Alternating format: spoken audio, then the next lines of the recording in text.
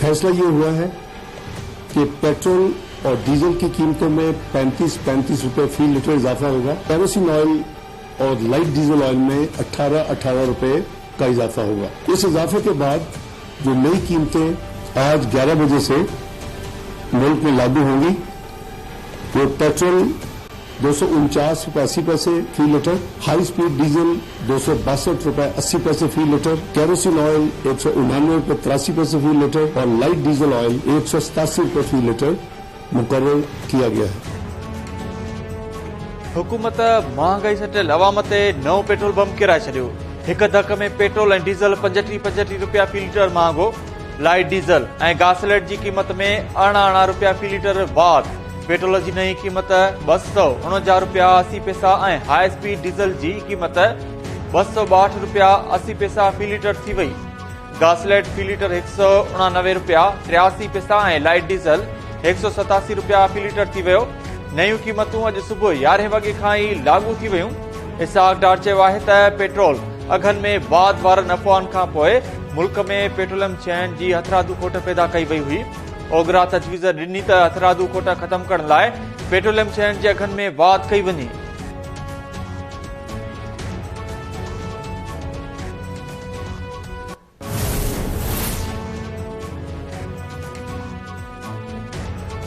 मुल्क के मुख़्तलिफ़ शहरनि में पेट्रोलियम शयुनि जे सख़्त बहिरान सबबि शहरी दरबदर।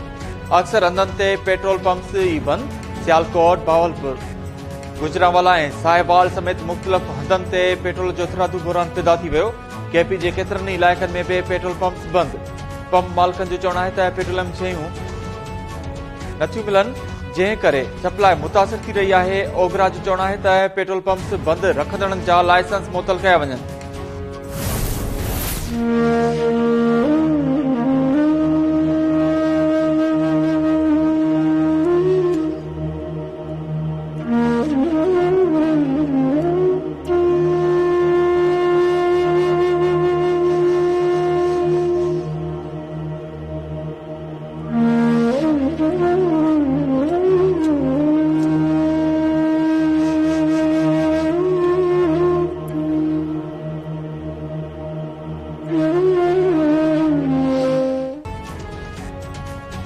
कोयटा खां कराची वेंदड़ मुसाफ़िर कोच सां लसबेला वेझो खौफ़नाक हादसो। पोतिन जो अंग चाली थी वियो। 8 ज़ख़्मी। चिंकी स्टाफ वटि मुसाफ़िर कोच ड्राइवर जे कंट्रोल मां निकिरी पुल तां किरी पई। हादसे बाद कोच खे बाहि लॻी वई। एसी लसबेला मूजिबि 39 मुसाफ़िरनि जा लाश ऐं 4 ज़ख़्मियुनि खे अस्पताल मुंतक़िल कयो वियो। लाश सड़ी वञण सबबि सुञाणप DNA ज़रिए कई वेंदी।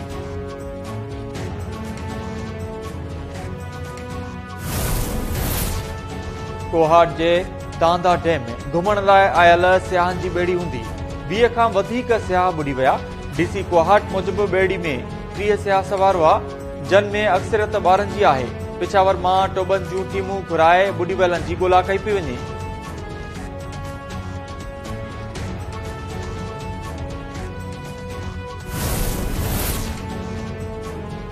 मोरो वेझो अधड़ोट शख्स जो गोलियूं लॻल लाश हथ।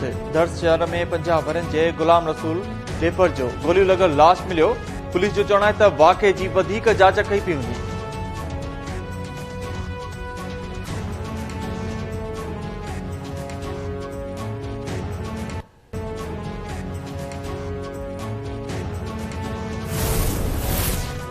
फैज़गंज भरिसां ॻोठ चनेसर ख़ासकली में जवाबदार नौजवान खे अॻवा बाद कुआड़ी हणी क़तल करे छॾियो। अली अब्बास ख़ासकली दुकान ते सुतल हो। संदसि सौटरनि खेसि अॻवा बाद क़तल कयो। वारसनि मूजिबि नौजवान खे गुलाम मुस्तफ़ा, इमदाद, आसिफ, सुबान ऐं रहीम ॾिनो अॻवा करण बाद क़तल कयो आहे।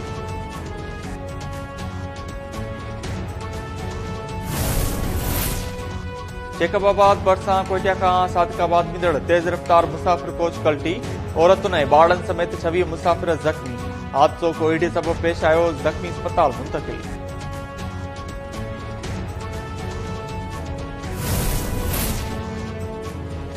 गंबट में अणॼातल जवाबदारनि मेरान यूनिवर्सिटी जे प्रोफेसर जे घर ॿाहिरां बीठल गाॾी खे बाहि ॾेई छॾी। मेमण पाड़े में प्रोफेसर डॉक्टर रफ़ीक मेमण जे घर ॿाहिरां बीठल कार खे जवाबदारनि बाहि ॾिनी। प्रोफेसर डॉक्टर रफ़ीक मेमण पुलिस खे इतला ॾेई छॾियो।